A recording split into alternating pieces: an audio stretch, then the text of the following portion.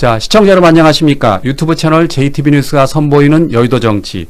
오늘은 더불어민주당 원내대표 선거에 출사표를 던진 백혜련 의원님을 모셨습니다. 자, 의원님 안녕하세요. 네, 안녕하세요. 지금 네 분이 경쟁 중이신 건가요? 네, 네 명이 경쟁 중입니다. 예, 그렇군요. 자, 먼저 그 민주당 내부 상황부터 짚어보도록 하겠습니다.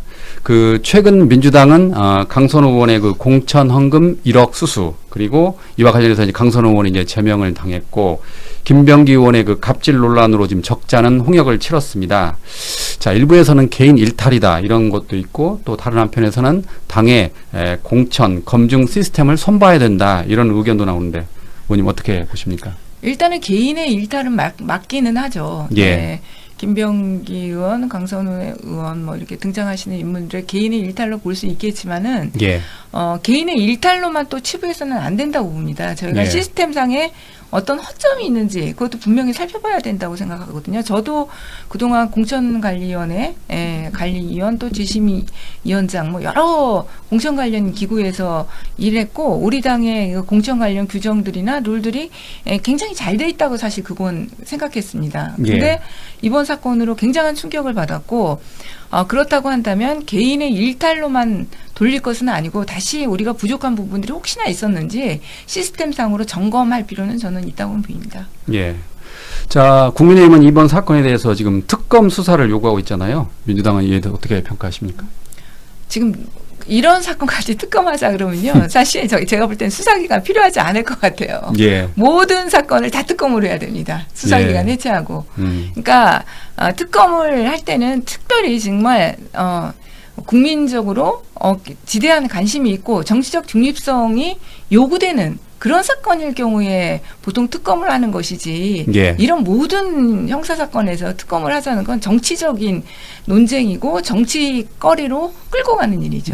그렇군요. 네. 그래서 그 민주당 김현정 의원은 그 국회 소통관 브리핑에서 국민의힘 김정재 의원과 이철규 당시 그 공천관리위원장 그 통화를 언급하면서 이런 말을 했습니다. 그 당시 그 통화 내용을 보면 걸리면 우리 당이 망하는 건데, 예전에 그 누가 그러니까 김정재 의원한테 5억을 요구했다라고 말했다는 거예요. 그러니까 뭐 국민의힘도 뭐 잘한 거 없지 않냐 뭐 그러던데 어떻게 보십니까?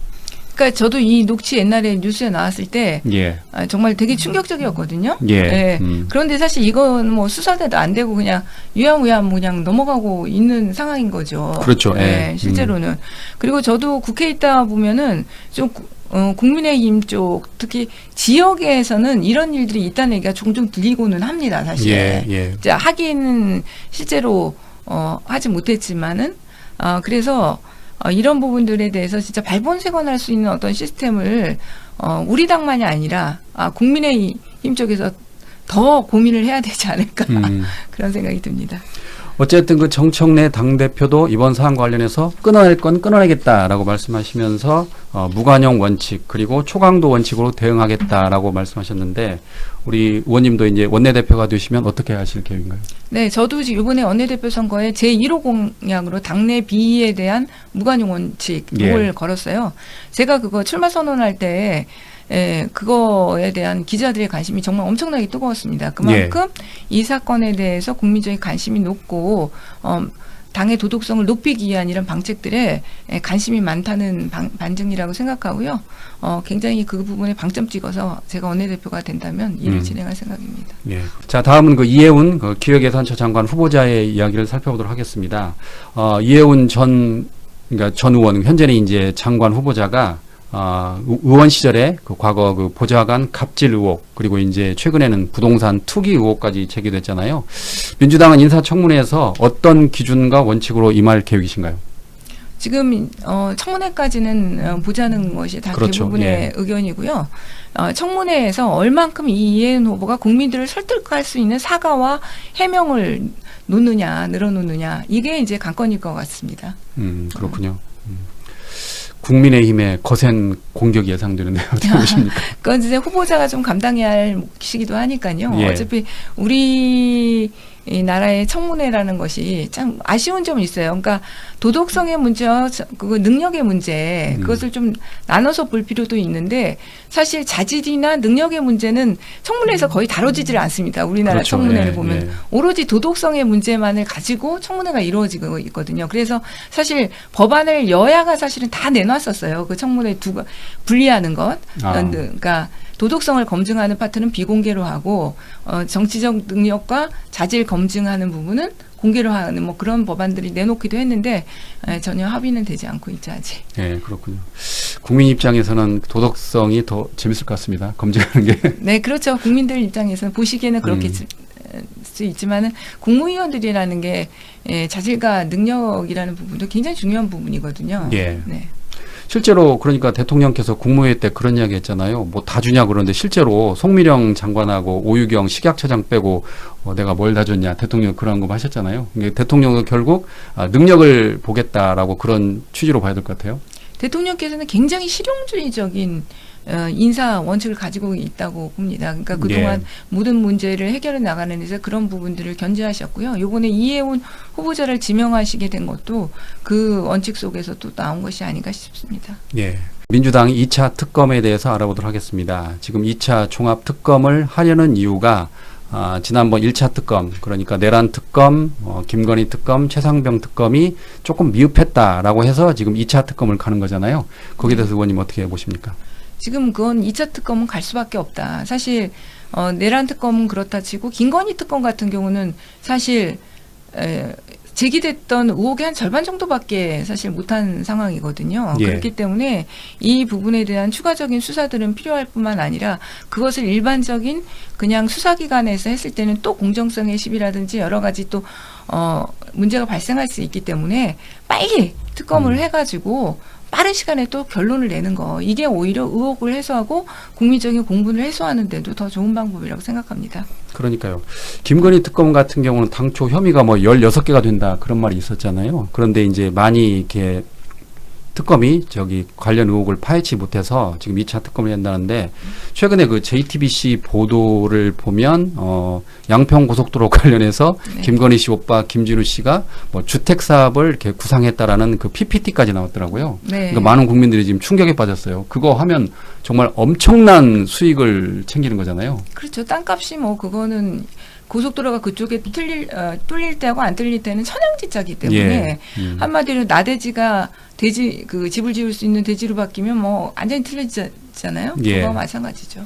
그러니까 지금까지 김건희 씨가 그 혐의가 받은 그 도이치모터스 주가 조작, 그다음 명품백 이거하고는 지금 차원이 다른 사안 아닙니까? 예. 그런데 이제 그와 관련해서 아무래도 이제 특검이 기일 촉박으로 수사를 못했기 때문에 2차 종합 특검을 해야 된다는 건데 정청래 당대표는 특검 수사 추천 권한을 변호사라든지 뭐 교수 제3자에게 주겠다는 거잖아요. 근데 국힘은 지금 반대하고 있잖아요. 지금 그에 대해서 어떻게 보십니까? 그거는 좀 협상의 과정을 봐야 될 것 같고요. 근데 저는 좀 이 2차 종합 특검은 어쨌든 빨리 해야 된다. 신속성이 네. 좀 중요하다고 생각해요. 왜냐하면 수사라는 거는 지금도 사실 늦었잖아요. 예. 점점 하루하루 지날수록 증거가 사라지거든요. 그리고 뭐를 수사한다고 이 사람들이 알고 있기 때문에 증거 인멸을 하기가 더 쉽습니다. 그리고 일단 지금 그 특검들에서 기본적으로 수사한 자료나 이런 것들이 시간이 지나면 국가수사본부로 다 이관이 되게 돼 있어요. 그러면 또 갔다가 경찰이나 국가수사본부를 갔다가 또 오는 과정 뭐 이것만 해도 시간 소요가 너무 많이 소요되거든요. 그래서 저는 어느 정도 양보할 부분이든 양보하고 빨리 더 신속성에 좀 방점을 찍는 것이 필요하다고는 생각합니다. 예. 국민들의 관심사 가운데 하나가 또 통일교와 그 신천지 특검일 것 같습니다. 이제 통일교 특검에 대해서 정말 그러니까 정교 유착, 그러니까 분리의 원칙을 헌법을 어긴 정교 유착에 대해서 대통령도 이렇게 엄중히 이렇게 총리와 함께 지적을 하셨는데 통일교 특검과 신천지 특검을 민주당에서 지금 같이 하겠다. 그런데 국힘은 통일교 특검을 하자면서 지금 신천지 특검은 발을 빼고 있습니다. 거기서 어떻게 보십니까? 이제 실질적으로는 통일교 특검도 하고 싶은 생각이 저는 없다고 봐요. 예. 사실은 이 통일교 특검에서 처음에 뭐 전재수 장관이 문제가 불거졌지만 실제로 지금 나오는 건 하나도 없고 그렇죠. 예. 거기에 관련된 인물들이 국민의힘이 훨씬 더 많아요. 예. 그리고 옛날부터 사실 우리가 갈래적으로 통일교 쪽하고 국민의힘의 유착설은 더 많이 돌았습니다. 그래서 통일교 특검을 하게 되면 실제로 정말 타격을 받을 것은 국민의힘으로 보이기 때문에 국민의 입장에 있어서는 통일교 특검을 하고 싶지 않을 것이다. 저는 그렇게 생각합니다. 그리고 무엇보다 지금 나경원 의원이 지금 연루돼 있잖아요. 많은 분들이 그 지금 희화하고 있는 게 통일교 시설 갔는데 천정공 몰랐다. 거기서 어떻게 보십니까? 진짜 뭐 예, 막걸리 마시고 그게 예. 막걸리인지 몰랐다 뭐 이런 거 예. 비슷한 거 아닌가요? 그러니까요. 통일교의 가장 핵심을 그러니까 그 시설은 갔다고 본인도 인정을 했어요. 예. 이름을 몰랐다는 건 이해가 가요. 예. 저희가 이름 모르고 거기 갈 수는 있잖아요. 그게 천정궁인지는 모르고. 예. 예. 그런데 과연 몰랐을까요? 더군다나 이 낙선 이후에 이제 그 지인들과 같이 갔다는 건데. 그리고 그 천정궁이 무슨 서울에 있거나 예. 그런 시설이라면 또 이해가 가거든요. 근데 그 남이섬 예. 거기 안에 딱 떨어져서 딱 있는 시설 아니에요. 거기가. 그리고 지금 신천지 특검과 관련해서는 그 21년 국민의힘 그 대선 경선 후보 때 홍준표 의원 전 의원이 그런 이야기를 했잖아요. 그 10만 명 그 국힘 네. 가입설 그 이야기를 다름 아닌 신천지 교주로부터 들었다 이렇게 이야기했거든요. 네. 거기서 지금 국민의힘 의원들이 많이 떨고 있을 것 같은데 어떻게 보십니까? 사실은 그동안은 요번에 통일교가 문제가 됐지만 그동안 정교 유착으로 더 문제가 계속적으로 제기됐던 게 사실은 신천지예요. 신천지는 매번 대선 때마다 항상 등장했습니다. 보면 예, 예. 가입했다. 그리고 지방선거 때도 신천지 후보를 냈다. 이런 것들이 굉장히 쟁점이 많이 됐어요. 우리 당에서조차 공천할 때 가천 지역 같은 경우는 거기에 신천지 본당이 있는 곳이거든요. 예. 그래서 공천 후보자들이 신천지 교도다 아니다 이게 항상 쟁점이 됐었습니다. 제가 최근에 기억나는 게 그때 한번 문제가 됐던 분이 그때는 그게 입증이 안 돼가지고 공천을 받았었어요. 우리 예. 당으로. 그랬다 나중에 또 국힘으로 갔던가 뭐 그런 과정이 있었던 것 같은데 한 몇 년 지나고 나서 그분이 신천지 교도라는 게 밝혀졌어요. 여러 예. 서류나 막 이런 게 나왔던 그런 사건들이 있었거든요. 그만큼 신천지가 이렇게 정치적인 특히 지방선거나 이런 데는 이미 개입해 갖고 있다는 게 드러난 전례가 있고 많은 사람들이 뭐 당원으로 가입했다 이런 얘기는 굉장히 많이 돌았던 것 같아요. 예, 그렇군요. 자, 이번에는 그 원내대표 선거를 좀 알아보도록 하겠습니다. 지금 의원님께서 원내대표 선거에 출사표를 던지셨잖아요. 원내대표에 출마한 가장 큰 이유는 무엇입니까? 지금 당이 위기 상황이기 때문에 출마했습니다. 정말 예. 저희가 생각한 것보다 이 도덕성의 이게 윤리적 이기가 심각합니다. 국민들로부터 지금 신뢰가 굉장히 많이 손상되고 있고 이 국면이 지금 생각보다 길어지고 있지 않습니까? 예. 점점 더 다른 사건이 계속해서 터지고 이어지고 있는 그런 상황이기 때문에 빨리 이것을 해결하고 돌파하고 또 개혁 법안도 처리해야 되고 또 지방선거도 준비해야 됩니다. 예. 그래서 이런 위기 상황을 돌파함에 있어서는 제가 가지고 있는 여러 가지 능력이나 자질이 좀 맞겠다 이런 생각이 들었습니다. 그래서 원내대표에 출마하게 됐습니다. 예. 민주당 원내대표는 아무래도 여당이니까 그 대통령실과의 그 조율 역할도 중요할 것으로 보입니다. 대통령과 그러니까 청와대죠. 청와대의 관계에서 어디까지는 협력하고 어디까지는 이렇게 좀 거리를 둬야 된다고 보십니까? 그러니까 협력은 하되 예. 할 말은 할 수 있어야 되겠죠. 제가 예. 볼 때는 이제 우리나라가 대통령제 국가다 보니까 아무래도 행정부 중심일 수밖에 없는 구조가 있습니다. 그러나 국회가 그 행정부에 끌려가는 것만이 아니라 국회의 자체적인 목소리 그런 것들을 전달하고 그것을 조율하는 그런 역할들이 굉장히 클 것 같습니다. 예. 어쨌든 현재 지금 여야 대치가 좀 심하고 이제 6월 지방선거가 다가오면 다가올수록 여야 갈등이 좀 심해질 걸로 보이는데 원내대표는 그 강한 투쟁력 그 리더십이 맞다고 보십니까? 아니면 협상형 리더십이 맞다고 보십니까? 그거는 일도 양단적으로 이렇게 나눌 수 없는 문제라고 봅니다. 예. 두 가지가 다 필요하죠. 예. 어떤 국면에서는 부드럽게 협상을 이끌어가는 능력이 필요하고 어떤 국면에서는 단호하고 투쟁적으로 끌고 갈 수 있는 리더십이 필요한 것이기 때문에 그것은 나눠서 생각할 문제는 아니라고 봅니다. 예. 두 가지를 적절히 그 시기에 맞춰서 조화롭게 하는 것, 그게 바로 원내대표의 능력이 아닐까. 네, 우문현답이십니다. 개인적으로 의원님 그 본회의 때 지난번에 그 한복을 입고 이렇게 등원하셨잖아요. 네. 그게 조회수도 많이 나왔어요. 네. 그때 반응이 좀 뜨거웠죠. 의원님 네, 어떠셨어요? 지금 굉장히 반응이 뜨겁고요. 지역에서도 굉장히 많은 분들이 얘기하시는 분들이 많았고 또 예. 전통 이런 한복을 만드는 분들이 협회 분들이요. 어떤 분들은 저희 지역사무소에 전화하셔서 막 우시면서 말씀하셨대요. 자기 지역구의 의원님은 거기가 이제 좀 한복 산업으로 좀 유명한 곳이었는데 그럼에도 불구하고 한 번도 그런 제안이나 그런 걸 하시지 않았다는 거예요. 예. 그런데 제가 그걸 처음으로 그렇게 국회에서 그런 제안을 하고 한복을 입고 나와서 너무나 감격해서 예. 우셨다고 그런 전화를 주셨다고 하시더라고요. 그렇군요. 저 계란 맞을 때도 혹시 JTB 나왔나요? 네, 나왔습니다. 그때 저 계란 네. 투척 할 때 제가 많이 좀 안쓰러웠는데 네. 그때 많이 아프셨죠.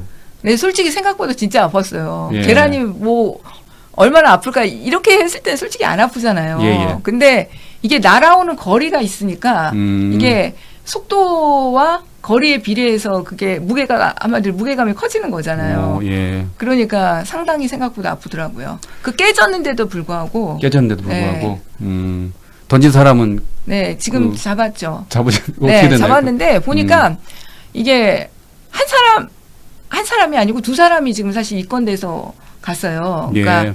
한 사람이 편의점에서 계란을 사왔대요. 네, 뭐 30판이니까 한 판을 그러니까 한 판을 샀대요. 한 판. 예. 그러니까 열 몇 개짜리 산 건지 하여튼 한 판을 사서 그걸 펼쳐놓고 그 사람이 던진 거예요. 한 개 던진 게 아니더라고요. 저한테 맞은 건 한 개지만, 그러니까 그 옆에 서 있던 아저씨도 또 같이 던졌다는 거예요. 그래서 예. 두 사람이 제가 알기로는 입건된 걸로 알고 있습니다. 예. 네. 그러면 안 되는데, 그죠? 네. 대화로 해야지 이렇게 폭력으로 하면. 그러니까 말도 안 되는 그 안전 정치적인 테러죠, 정말. 그렇죠. 예. 그러나 사실 저는 그때 제가 계란을 맞아서 다행이라고는 생각합니다. 예, 그러셨어요? 네. 왜냐면은 결론적으로 그때 그 계란 맞기 전날 저희가 이제 우총장에서 투쟁 방법에 대해서 굉장히 고민을 하고 있었어요. 왜냐하면 그때 좀 교착 국면이었거든요. 파면 결정이 빨리 내려질 줄 알았는데 헌재에서는 계속적으로 시간이 가고 있고 이 탄핵 국면이 길어지면서 우리 불안감이 굉장히 커지고 있는 시점이었거든요. 근데 광화문에서 우리가 계속 시민들이 모여서 집회하고 이런 거에 다른 투쟁 방법은 없는 상황이었습니다. 그리고 그 구구 세력들은 헌재 앞을 장악하고 있었어요. 그때 예. 헌재 앞을 안전히 둘러싸고 그런 상황이었는데 그래서 이제 제가 이제는 헌재 앞으로 가야 된다. 우리가 광화문만이 아니라 헌재 앞에 가서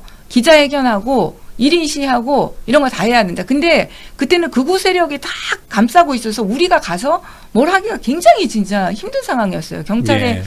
그 사람들 해산시켜달라고 해도 원래는 거기가 집회 시위 금지 구역이거든요. 예. 그렇잖아요. 헌법재판소 앞으로는 100m 이내에서는 못하게 돼 있습니다. 근데 바로 코앞 그 정문 앞까지 와서 다 장악하고 그 사람들이 하고 있었고 헌법재판관들 차가 나가면요. 그 사람들이 다 거기다 막 계란 던지고 욕하고 죽어 소리치고 뭐 난리도 아니었어요. 그런 상황이었거든요. 근데 그날 저희가 첫 기자회견이에요. 그날 헌재 앞에서. 갔는데 제가 계란을 맞은 거죠. 정말 제한자인 제가 진짜 기가 막히게 그래서 진짜 어떻게 보면 그 국민의힘들 자작극 얘기했는데 예. 정말 그 좀 오해할 수도 있겠다는 생각 들더라고요. 제가 의총장에서 첫 가서 그렇게 합시다 제안하고 그날 가서 제가 계란을 맞은 거니까. 근데 딱 제가 계란을 맞고 나니까 경찰이 바로 움직이는 거예요. 이건 정치적인 테러 사건이니까. 바로 그날로 그 앞 진짜 완전히 정리됐습니다. 예. 그래서 그때 의원님이 큰 역할 하셨네요. 그래가지고 저 헌재 직원들한테 굉장히 고맙다는 인사 많이 받았어요. 사실. 그런 일이 있었군요. 네. 너무 힘들었대요. 너무 힘들었대요. 날마다 그 소음과 고함 그리고 욕설 이거에 정말 사실 30일 이상 막 그렇게 시달리고 있으면 얼마나 사람이 스트레스 받겠어요. 요즘 층간소음 때문에 진짜 살인도 일어나는 시대인데 예. 말로 할 수 없는 그 욕설과 소음 속에서 시달리던 헌재 직원들과 재판관들이 바로 그날로 정리가 딱 된 거예요. 지금 100m 밑으로 쫓겨난 거죠. 차벽 세워서. 그러니까는 아주 너무나 고맙다고. 이제 살겠다고. 그런 말씀도 주시더라고요. 그러니까 정리를 하자면 헌법재판소가 뽑은 최고의 의원은 백혜련 의원님이시네요. 그때 아마 투표했으면 그렇게 되지 않았을까. 완벽한 일이었겠네요. 예, 알겠습니다. 끝으로 그 시청자 여러분께 한마디 부탁드리겠습니다, 아버님. 네, 지금 당 상황이 굉장히 어렵습니다. 제가 좀 이런 당의 위기 상황을 잘 극복하고 민주당을 안정시켜서 지방선거 승리의 발판을 만들도록 하겠습니다. 응원해 주시기 바랍니다. 네. 자, 이제 얼마 남지 않았습니다. 좋은 결과 있길 바라겠습니다. 오늘 나와주셔서 고맙습니다, 아버님. 네, 감사합니다. 고맙습니다.